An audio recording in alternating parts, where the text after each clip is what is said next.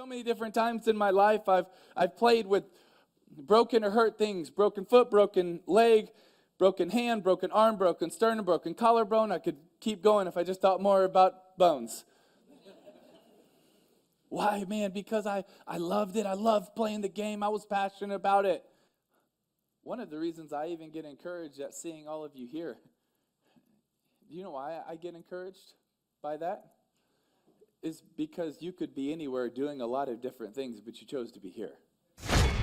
Some shows don't need a celebrity narrator to introduce the show, but this show does. In a world filled with endless opportunities, why would two men who have built 13 multi-million-dollar businesses altruistically invest 5 hours per day to teach you the best practice business systems and moves that you can use? Because they believe in you. And they have a lot of time on their hands. They started from the bottom, now they're here. It's the Thrive Time Show starring the former U.S. Small Business Administration's Entrepreneur of the Year, Clay Clark, and the entrepreneur trapped inside an optometrist's body, Dr. Robert Zuttner. 2 men, 8 kids, co-created by 2 different women. 13 multi-million-dollar businesses. We started from the bottom, now we here. We started from the bottom, and we'll show you how to get here. Started from the bottom, now we here. We started from the bottom, now we here. Mr. Clyde started from the bottom, and now we're at the top, teaching you the systems to get what we got. Colton Dixon's on the hooks. I break down the books. Z's bringing some wisdom and the good looks. As the father of 5, that's why I'm alive. So if you see my wife and kids, please tell them hi. It's the CNC up on your radio. And now 3, 2, 1, here we go. We started from the bottom, now we here. We started from the bottom, and we'll show you how to get here. Started from the bottom, now we here. We started from the bottom, now we here. We started from the bottom, now we here. We started from the bottom, and we'll show you how to get here. Started from the bottom, now we here. We started from the bottom, now we here. Now, I'm going to be real. Landscapers have a reputation for peeing in your lawn. You hire them, they pee in your lawn. Yeah. That's okay, I do that too. But I mean, you're someone else's lawn, I guess, the customer's lawn. Okay. They have a reputation for wearing pants that don't fit. You would say, if you ran a landscaping company, you would make sure that the people showed up looking sharp. I would put them in a uniform. In a uniform? Yep. Okay. Now, let's pretend that I'm a contractor watching this. I fix walls, I build kitchens. What could I do to wow customers and to create viral apostles?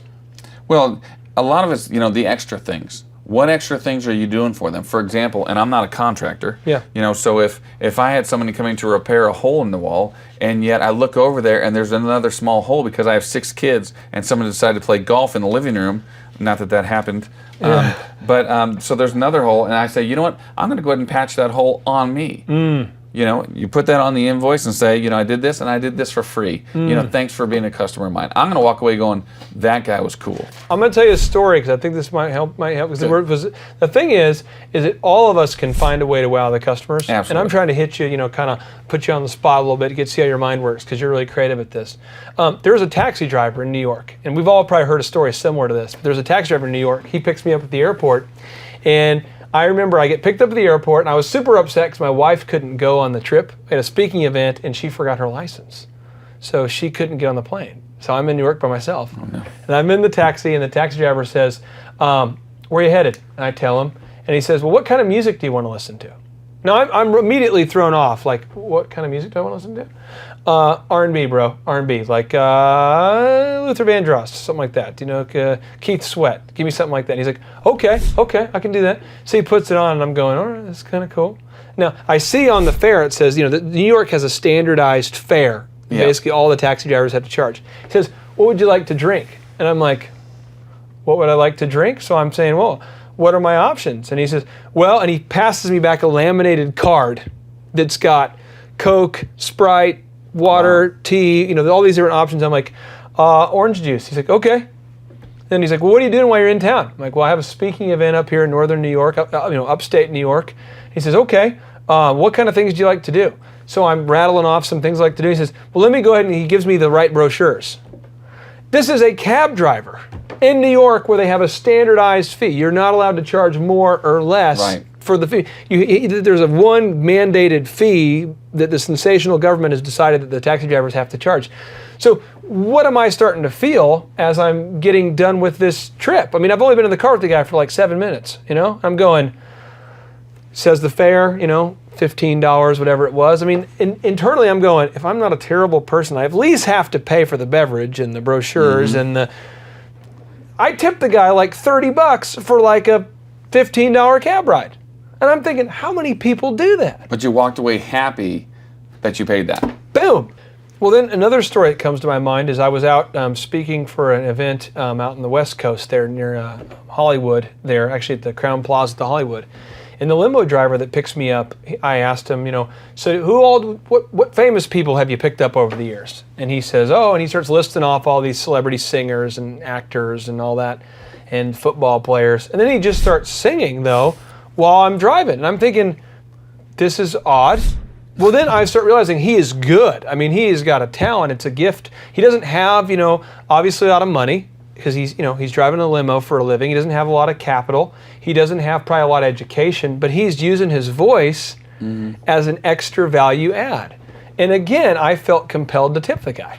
Yep. And I'm just thinking about, if I'm an accountant, I guess, you know, would it hurt for me to include one free service on my line item at the end of the month? Absolutely not. Just Absolutely. put, hey, we did your extra, you know, data entry free on us. Thank you from Greeno and Clark Accounting. Would it hurt to say, hey, we did a deep dive audit for you, Mr. Greeno, and we found that you missed $800 of deductions? I mean, no, it wouldn't. But let's do another one here. Let's say that I'm a doctor. Okay. And I'm watching this. Doctor. Doctors famous for having waiting rooms where you wait, and then you get into the waiting room. After you get seen, then you go to another room where you wait some more. If you were a doctor, how would you create a viral apostle relationship with your customer? Okay, I would.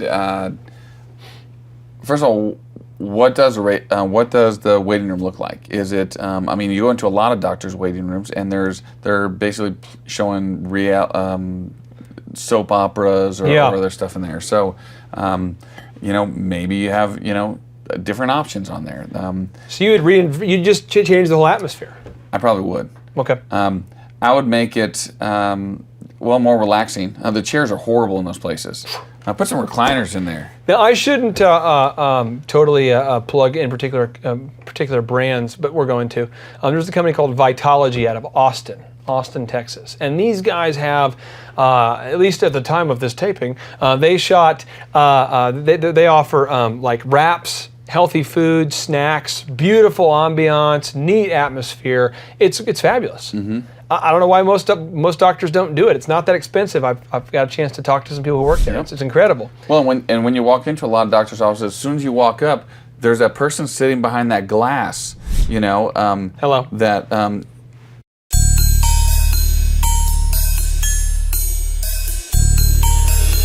Yes, exactly. You waited on me yesterday. But that's kind of how Grab it a seat, is. fill out this clipboard. Absolutely. Okay. So how can you make that more pleasant? You know, maybe why don't you have a seat? We'll be out there to talk to you. They go out there. You know, the person's comfortable. You visit with them. Here's what you need to fill out. You know, I'll be right over here. Just wave at me when you're ready, and I'll come out and take care of that for you. Now, let me ask you this: if I own a gas station, restaurant / truck stop and gift shop, how can I take merely satisfied customers and turn them into viral apostles? If I'm that guy who owns the gift shop, meets the truck stop, meets the restaurant, meets the gas station, right by where we go to church. That's right. First of all, you need to improve your burritos because they're horrible. Okay, whatever that. Okay. We go to a church in an ambiguous area. We don't tell you where we go, but the burritos right. are bad there. Okay. Okay. So I would start with, again, what does it look like when you come in there? I mean, sometimes those places are just overwhelming when you walk in. It's like, where do I even go? Where do I even start? Yeah. You know, make sure that the person behind the counter is making eye contact. You know, watching that door. As soon as that door opens, you know, welcome to wherever you're working at. What about a tag agency? Can you fix that? How do you make it viral? If you owned a tag agency, I know if I owned a tag agency, I would be like, this is a great business because everyone has to come here. That's right. It's like mandated by law. I'm just thinking for me personally, I'm putting like a pinball machine in there. Absolutely. I'm putting in video games. I'm putting in like a coffee bar. I'm putting in really cool chairs and decor. What kind of stuff would you do to overhaul this tag agency so we become the boss, or we become known for being the best tag agency in Tulsa? Well, I've actually seen a tag agency you go into, and the guy loves trains. So he has trains everywhere in this place, Boom. and he has old license plates all over. You're kind of walking around looking. He has newspapers, old newspapers like from when World War II, where Pearl Harbor got bombed. Gosh, I want to go there. And so Take me there. You're looking at it, but then the people are just super friendly. Yeah. You're not. They're more interested in helping you than they are, coming up with reasons why you can't get your things done. Now, final one. This might be a tough one to stump you on how we can create viral apostles. If I'm an attorney, what can I do to create viral apostles? Or is it even impossible? Is it even possible? Well, I think quit lying. I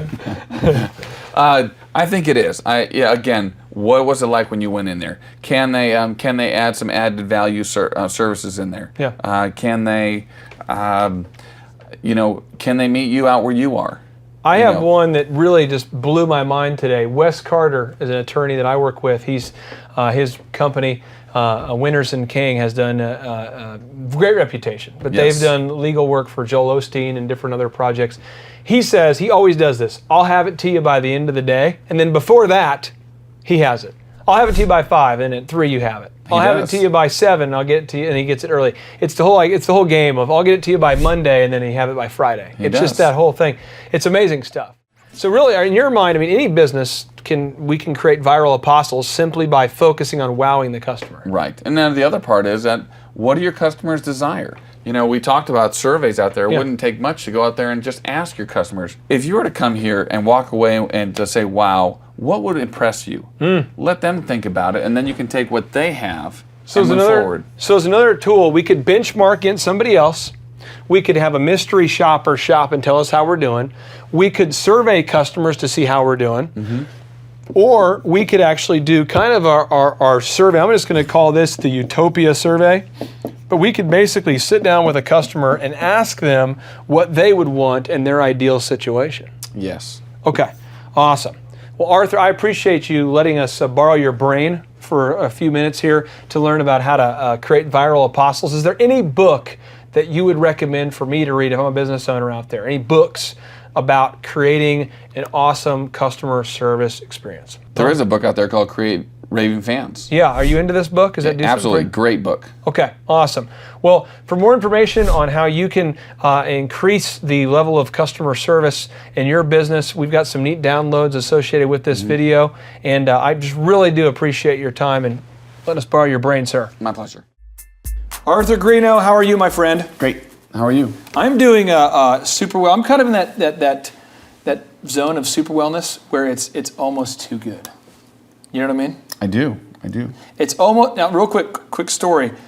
Tell the folks at home what you did with alligators yesterday, because this doesn't relate at all to quality, but I think they need to know that you are in fact a human and not just a quality Nazi. Tell them what you did with the alligators yesterday. Well, we did what everyone does with alligators. We brought them to the house and we threw them in the pool, and then we let all my employees come over and swim with the alligators. Just real talk though. You actually took real alligators. Yeah. And then you taped their what do you call the snout? Did you tape their snout? I don't know what it's called, but we taped it shut. Their beak? You taped their mouths shut. Their teeth. Their teeth, and you threw them in. How many alligators were in the pool? 2. This is just the kind of thing that he does. That's just real talk there. So Do we need to have a PETA disclosure here? now we're going to segue right into quality and about how Candor produces quality products and services. Yeah. Now, Arthur, a lot of people watching this, I know, we have employees, or we either have a business or we want to start a business. And when we want to do that, what happens is that we ultimately have to convince a group of people to work with us to help us achieve our goal, as opposed to against us to keep us from achieving our goal. And so we have to be candid with our people in order to help the company improve. And so I'm going to read the definition of the word candor as described by Webster. It says unreserved, honest, or sincere expression. So Arthur, in your mind, why is it so important for business owners and managers to seek candid feedback and constructive criticism from the actual customers? Well, I think that if you don't know what you don't know, you can't grow. If you don't know what you don't know, then you can't grow. It's like a hip hop artist over here. Yeah. Okay, don't. No, I'll just Okay, stop right there. that's us. We're just down with hip hop. Okay, so what you're saying though is that you want to seek out the feedback, and so if your chicken doesn't taste good, you want to know about it.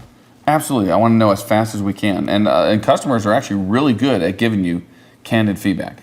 So Arthur, in your mind, why do most people struggle with being candid about the? I'll just give you an example. I know you have customers that you said don't have a problem telling you that they're upset. Mm-hmm.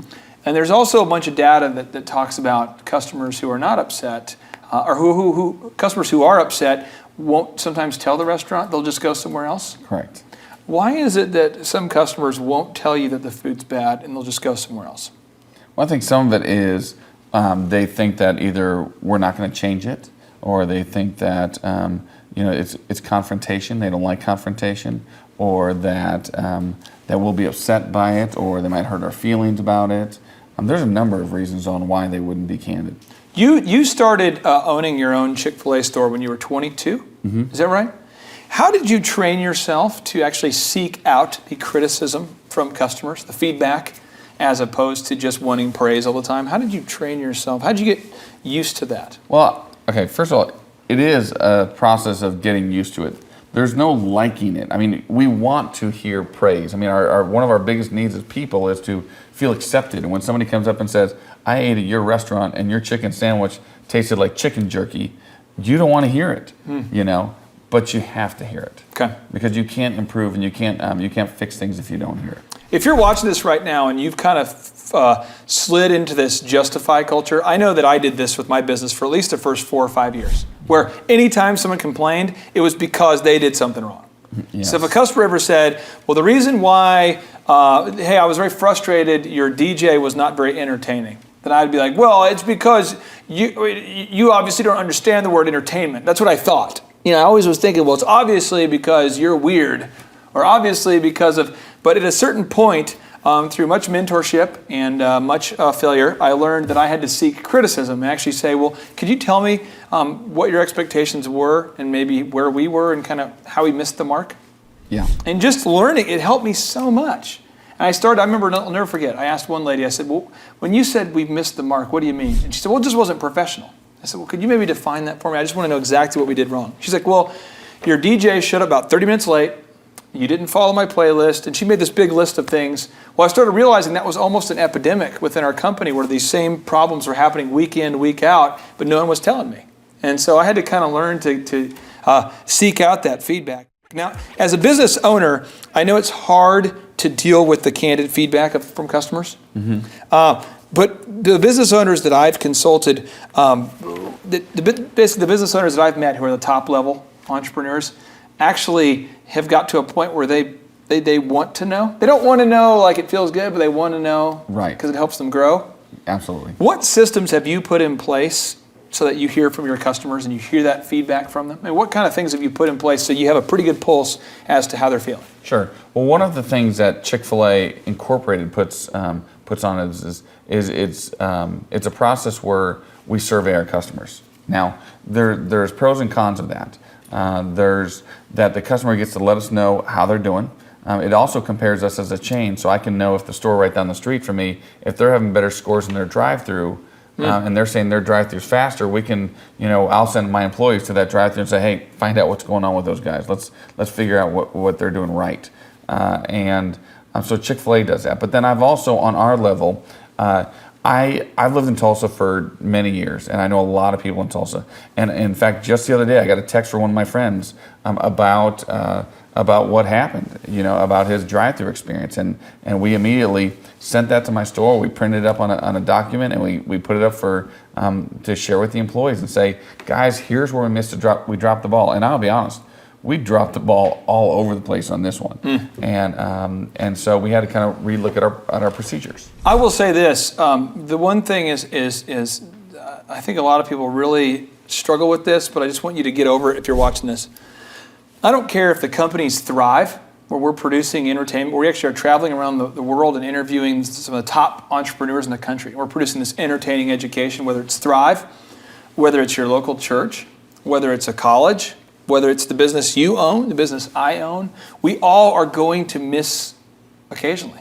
Yep. We're all going to miss the mark. Everybody's going to make an error.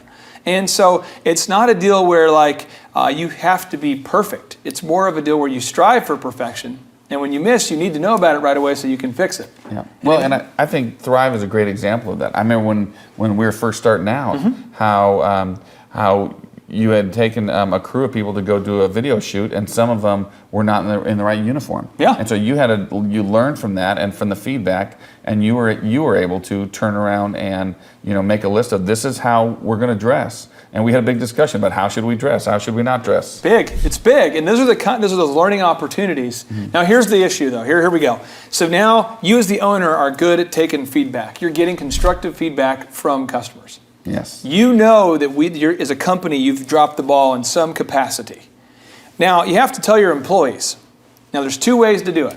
There's the one where you say, hey, Arthur, you're a good guy. You are a good guy. We had a customer complaint, and I'm sure it wasn't your fault, but you're a good guy, and you do a great job. And so I wanted to share with you some feedback they had. And I share the feedback. And then you might respond and say, well, that's not my deal. That's somebody else's deal. That's not my deal. I'm like, okay, well, and then basically nobody ever takes the blame or ownership of it. Nobody improves. Nobody ever knows because I never really get down to the brass tacks of it. So it's kind of like I avoid being candid with you so I don't hurt your feelings. How have you learned to be candid with employees when you're giving that feedback to them? Well, I found that it hurts when I'm candid with them and we can get to it and get it fixed and move on. It actually saves our relationship versus later I get frustrated saying, we've talked about this 4 times, but the truth is Arthur was never clear when we talked about it the other 3 times because I was trying to worry about their feelings. Now, I do think we do have to use wisdom. I had a girl one time work for me and she needed some makeup. And I was very young. And I went home to my wife and I said, I made an employee cry today. And she said, well, what'd you tell her? And I said, well, I said she needs to wear some makeup. She goes, how did that go? How did you say that? And I said, well, and I'll tell you right now, I was not very smart. And I said, well, sometimes, sweetheart, if the barn needs painting, you got to paint it. That's what you said to her. That's what I said to her. And she cried, and I went home, and my wife beat me. If the barn needs painting, sometimes you have to paint it. Yeah. So nice. I've learned since then that if there's ever a situation like that, I will call one of my female managers and we'll agree upon what needs to happen and I will let them handle it. Now, is one of your new quotes sometimes No. if you put lipstick on a pig, it's still a pig? Did you say that? Do you ever say that quote? No, I haven't said that to someone, but I've thought it. Okay. All right. Okay. Wow. So, but you know what? I didn't know any better. I was like, let's fix the problem. I mean, that was my mindset. Let's fix the problem. Let's get on with it. And that's what I blurted out. And it takes practice. Being candid with somebody and not stepping on toes is an art. Now, Jack Welch, the former CEO of GE, this guy grew GE every year that he was the CEO by massive amounts, widely regarded as one of the top CEOs of all time. He says you simply cannot manage people to better performance if you do not give candid, consistent feedback through a system that is loaded with integrity. Why can't you be a manager and be a successful manager if you're not candid? Why in your mind? Because you're not being honest with them. Because this is a problem that you have whether in your business or with yourself as a leader saying, hey, I have a problem with the way this person's behaving, and you're not telling them. It discredits you. And you know what? The employees know. Most of the time, the employees know, you know what? I only did that with half heart. I didn't do it right. And boy, I got away with it. Now, I had a move that I used to do once I started learning to be candid. Any employee who was not difficult, I would be candid with. So any employee who could handle criticism, I'd be like, so the guy who could handle it, I'm like, look, you have to do that better, okay? I mean, you did this well, but you got to answer the phone this way. This is how you answer the phone. And I could be candid with that guy because that guy could handle the feedback. Yep. But the exploder, there's always that exploder in your office who you give them any feedback and they're like, well, geez, I'm being micromanaged. I can't work under these conditions. I would never give them feedback. So I'd kind of avoid giving candid feedback to the exploder and just give it to the non-exploder. How did you learn the art of being candid with your whole staff all the time? Because, you have exploders in your office and you have the timid people and the people who want the feedback. And how did you? Well, what I found through a lot of pain is that if I'm living in fear of that person exploding on me, then it never gets fixed. And I can't move on to that level of excellence that we need to have because I'm living in fear. And so to me, it's one of those, let's get past that. Let's move on. So yes, the pain, there'll be a pain as this person explodes, but the end result is they work for you. And if you need to remove them from that situation, then you need to remove them from the situation. Now, I want to speak directly to you as a thriver if you're watching this and you're having a hard time being candid. If you cannot be candid with the exploder on your staff or that type A personality, what you're going to end up doing is you're going to end up working for your employees. That's absolutely right. And so I know at least right now 3 or 4 examples of people right now that I am talking to right now that I've met at conferences who've called me about some consulting deals, and they have said, I have no problem being candid with anybody except for this person. They blow up every time you try to give them feedback, and so I just kind of don't. And you can't do that because then they end up being the boss. So you got to be candid all the time. You have to. Now, I struggled mightily for years to grow my businesses, for at least first 4 or 5 years, because I just couldn't be candid. I couldn't do it. And I couldn't execute my plan because you need people to execute the plan. Mm-hmm. Now, Jack Welch says this. He says, being able to execute is a special and distinct skill. It means a person knows how to put decisions into action and to push them forward to completion through resistance, chaos, and unexpected obstacles. People who can execute know that winning is about results. Talk to me about how you're able to be candid, to push the idea through, even when the team is not excited about it. Well, sometimes when you're being candid with someone, it's not your results. Sometimes it's not about how Arthur feels. If we look at customer service data and the customer service data is saying that we're slow in the drive-through, it's real easy for me to sit down with my team and say, guys, this isn't Arthur saying we got to go faster. This isn't about Arthur's just Arthur's micromanage me. The customers are stating you're slow in the drive-through. So what do we need to do to improve that? Okay. And so when you have those levels, and we talked about this earlier, when you have those levels of quality reinforcement in there, then it's real easy to pull the data. So do you put your own feelings aside sometimes, though? So you were saying here that when you talk to an employee and give them candid feedback, it might not be something they want to hear. It might not feel good. Right. But you might not even want to be candid with people sometimes. As the owner, you might not want to. You might not feel like being candid because you want to avoid that confrontation. But you just said it's not about how you feel sometimes. It is. It's not about how you feel sometimes. How often a day do you have to put those feelings aside? Because I know you're one of the most non-confrontational people I've ever met. I mean, you really don't want to be confrontational, but you will be if you have to. Right. But I know that's like the last thing you want to do. Yeah. Do you have to, on a daily basis, kind of set your emotions aside and go, well, okay, here we go, and you just hop into it? A lot of times. But if you put great people in place, for example, I have a great manager that works for me, and he's really good at that. So I will... if there's issues we need to deal with, I will bring it to him, which is natural protocol anyway, and say, okay, I need you to deal with this employee on this and take care of these things, and then we'll sit down and talk about it. That way I still get to be the good guy, and in that realm, the employees want me to be the motivator, and again, I have 150 employees, and so I'm different than the person who might have 10. I've been there when we had 10 employees when I first started the store, and so I was the guy. I was the guy that did everything. The disciplinary action, the checks, the plumbing, I did it all.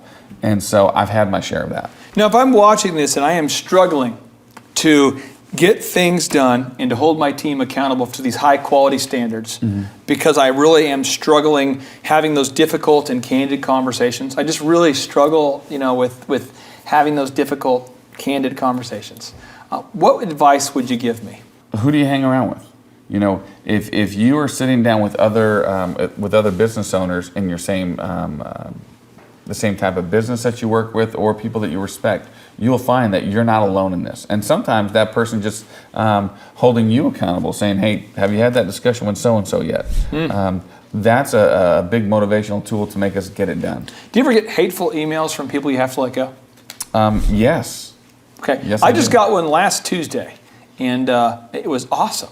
And it was a deal where when we do recording, things with Thrive, we have certain standards, and those standards aren't being hit sometimes. And I know that it's difficult. It's not fun to tell somebody for the fourth time that they're not hitting that standard. But eventually, you have to decide: is their lack of quality going to define me, or am I going to say, no, I'm not putting up with that anymore, and you have to move on? I know it's tough. I know it is tough, and I know sometimes you can't lead without irritating people occasionally. So it doesn't feel good, but it has to happen, right? I mean, don't you? Yeah. Okay. Well, I think that also when that happens, when you have that explosive personality or something, they're going to tell you things that you need to know, that you may not know. And maybe it's because they're, normally when they're exploding on you, they generally don't have it all together. Okay. But even when you get those hateful emails, I mean, I've gotten some over time, but you can look through and go, well, this is accurate. And this is accurate. Yeah, that's right. You have to filter through it and say, well, this is a truth statement. Yeah, and so you can, maybe throw 90% of it out, but you can take the 10%, and it's either things I need to change about myself, or it's things I may need to change about some leadership. I found out I had a letter recently that an employee that they went through and just trashed every management person, including myself, and told us issues that were going on with each person. And I learned a lot about my staff that I didn't know existed. And I was able to actually use that as a tool to sit down and say, is this accurate? And so sometimes having that explosive personality, isn't a bad thing. Okay. Well, Arthur, I appreciate you talking about this, because I know it is being candid is an issue that a lot of business owners have. It's really hard to be direct with people sometimes. The book Winning is a great follow-up reading for anybody watching this. If you want to read the book Winning by Jack Welch. Winning really lays out the concept of how to be candid in great detail. But I know, as a guy who's run a Chick-fil-A, two Chick-fil-A's with a high standard of excellence for years, you're a great resource to pull from. So thank you for letting us borrow a minute of your time, my friend. My pleasure. Take care. JT, do you know what time it is? 4:10.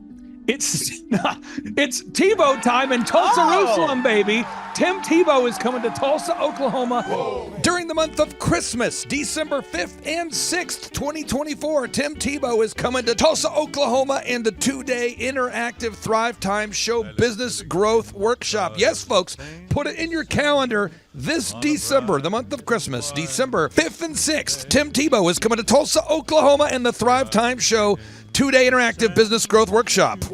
We've been doing business conferences here since 2005. I've been hosting business conferences since 2005. What year were you born?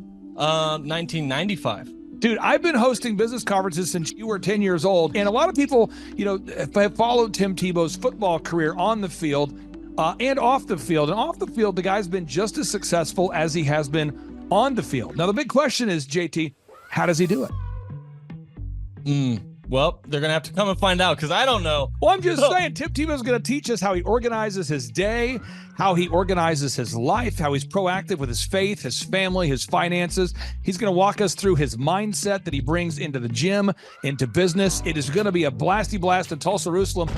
Folks, I'm telling you, if you want to learn branding, you want to learn marketing, you want to learn search engine optimization, you want to learn social media marketing, that's what we teach at the Thrive Time Show 2-day interactive workshop. If you want to learn accounting, you want to learn sales systems, you want to learn how to build a linear workflow, you want to learn how to franchise your business, that is what we teach at the 2-day interactive Thrive Time Show business workshop. Over the years, we've had the opportunity to feature Michael Levine, the PR consultant of choice for Nike, for Prince, for Michael Jackson. We've had the top PR consultant in the history of the planet has spoken at the Thrive Time Show workshops. We've had Jill Donovan, the founder of RusticCuff.com, a company that creates apparel worn by celebrities all throughout the world.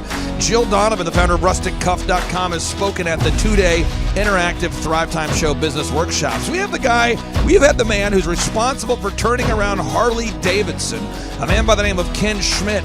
He has spoken at the Thrive Time Show 2-day interactive business workshops. Folks, I'm telling you, these events are going to teach you what you need to know to start and grow a successful business. And the way we price the events, the way we do these events, is you can pay $250 for a ticket or whatever price that you can afford. What? Yes, we've designed these events to be affordable for you, and we want to see you live and in person at the 2-day interactive December 5th and 6th Thrive Time Show Business Workshop. Everything that you need to succeed will be taught at the 2-day interactive Thrive Time Show Business Workshop, December 5th and 6th in Tulsa, Oklahoma. And the way we do these events is we teach for 30 minutes, and then we open it up for a question and answer session so that wonderful people like you can have your questions answered. Yes, we teach for 30 minutes, and then we open it up for a 15-minute question and answer session. It's interactive. It's 2 days. It's in Tulsa, Oklahoma. We've been doing these events since 2005, and I'm telling you, folks, it's going to blow your mind. Yes, ladies and gentlemen, the Thrive Time Show 2-day interactive business workshop is America's highest rated and most reviewed business workshop. See the thousands of video testimonials from real people just like you who've been able to build multi-million-dollar companies. Watch those testimonials today at thrivetimeshow.com. Simply by clicking on the testimonials button right there at thrivetimeshow.com, you're going to see thousands of people just like you who've been able to go from just surviving to thriving. Whoa. Each and every day, we're going to add more and more speakers to this all-star lineup, but I encourage everybody out there today, get those tickets today. Go to thrivetimeshow.com. Again, that's thrivetimeshow.com. And some people might be saying, well, how do I do it? What do I do? How does it work? You just go to thrivetimeshow.com. Let's go there now. We're feeling the flow. We're going to thrivetimeshow.com. Again, you just go to thrivetimeshow.com. You click on the business conferences button, and you click on the request tickets button right there. The way I do our conferences is we tell people it's $250 to get a ticket. Yep. Or whatever price that you can afford. And the reason why I do that is I grew up without money. JT, you're in the process of building a super successful company. Did you start out with $1 million in the bank account? No, I did not. Nope, did not get any loans, nothing like that. Did not get an inheritance from parents or anything like that. I had to work for it, and I'm super grateful. I came to a business conference. That's actually how I met you, met Peter Taunton. I met all these people. So if you're out there today and you want to come to our workshop, again, you just got to go to thrivetimeshow.com. You might say, well, who's speaking? We already covered that. You might say, where's it going to be? It's going to be in Tulsa, Jerusalem, Oklahoma. And so it says Tulsa, Jerusalem. I'm really trying to rebrand Tulsa as Tulsa, Jerusalem, sort of like the Jerusalem of America. But if you type in Thrive Time Show and Jinx, you can get a sneak peek or a look at our office facility. This is what it looks like. This is where you're headed. It's going to be a blasty blast. You can look inside, see the facility. We're going to have hundreds of entrepreneurs here. It is going to be packed. Now, for this particular event, folks, the seating is always limited because my facility isn't a limitless convention center. You're coming to my actual home office, and so it's going to be packed. Who? You're going to come. Who? You? I'm talking to you. You can just get your tickets right now at thrivetimeshow.com. And again, you can name your price. We tell people it's $250 or whatever price you can afford. And we do have some select VIP tickets, which gives you an access to meet some of the speakers and those sorts of things. And those tickets are $500. It's a 2-day interactive business workshop, over 20 hours of business training. We're going to give you a copy of my newest book, The Millionaire's Guide to Becoming Sustainably Rich. You're going to leave with a workbook. You're going to leave with everything you need to know to start and grow a super successful company. It's practical, it's actionable, and it's Tebow time right here in Tulsa, Jerusalem. Get those tickets today at thrivetimeshow.com. Again, that's thrivetimeshow.com. Hello, I'm Michael Levine, and I'm talking to you right now from the center of Hollywood, California, where I have represented over the last 35 years 58 Academy Award winners, 34 Grammy Award winners, 43 New York Times bestsellers. I've represented a lot of major stars, and I've worked with a lot of major companies. And I think I've learned a few things about what makes them work and what makes them not work. Now, why would a man living in Hollywood, California, in the beautiful sunny weather of LA, come to Tulsa? Because last year I did it, and it was damn exciting. Clay Clark has put together an exceptional presentation, really life-changing, and I'm looking forward to seeing you then. I'm Michael Levine. I'll see you in Tulsa. Thrive Time Show 2-day interactive business workshops are the world's highest rated and most reviewed business workshops because we teach you what you need to know to grow. you can learn the proven 13-point business systems that Dr. Zellner and I have used over and over to start and grow successful companies. I mean, we get into the specific steps on what you need to do to optimize your website. We're going to teach you how to fix your conversion rate. We're going to teach you how to do a social media marketing campaign that works. How do you raise capital? How do you get a small business loan? We teach you everything you need to know here during a 2-day, 15-hour workshop. It's all here for you. You work every day in your business, but for 2 days you can escape and work on your business and build these proven systems so now you can have a successful company that will produce both the time freedom and the financial freedom that you deserve. You're going to leave energized, motivated, but you're also going to leave empowered. The reason why I've built these workshops is because as an entrepreneur, I always wish that I had this. And because there wasn't anything like this, I would go to these motivational seminars, no money down, real estate, Ponzi scheme, get motivated seminars, and they would never teach me anything. It was like you went there and you paid for the big chocolate Easter bunny, but inside of it, it was a hollow nothingness. And I wanted the knowledge, and they're like, oh, but we'll teach you the knowledge after our next workshop. And the great thing is we have nothing to upsell. At every workshop, we teach you what you need to know. There's no one in the back of the room trying to sell you some next big get-rich-quick, walk-on-hot coals product. It's literally, we teach you the brass tacks, the specific stuff that you need to know to learn how to start and grow a business. And I encourage you to not believe what I'm saying, and I want you to Google the Z66 auto auction. I want you to Google elephant in the room. Look at Robert Zellner and Associates. Look them up and say, are they successful because they're geniuses, or are they successful because they have a proven system? When you do that research, you will discover that the same systems that we use in our own business can be used in your business. Come to Tulsa, book a ticket, and I guarantee you it's going to be the best business workshop ever, and we'll even give you your money back if you don't love it. We've built this facility for you, and we're excited to see you. And now you may be thinking, what does it actually cost to attend an in-person 2-day interactive Thrive Time Show business workshop?